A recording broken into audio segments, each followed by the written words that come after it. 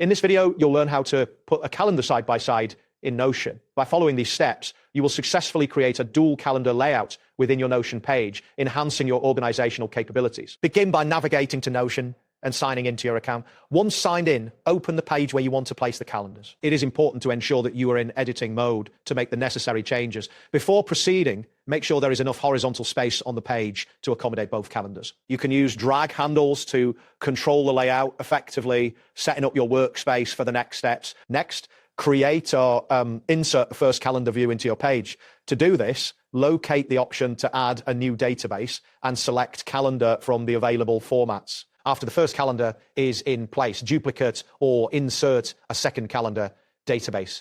To position the second calendar, click and drag the calendar block to the right side of the first calendar.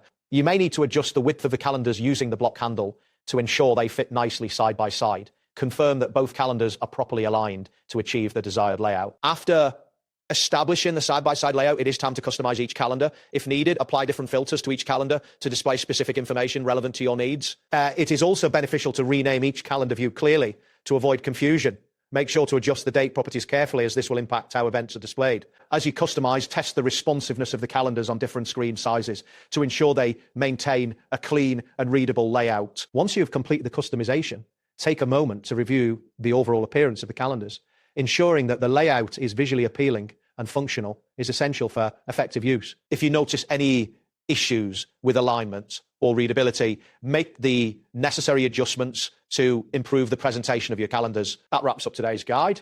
Thanks for watching, and catch you in the next tutorial.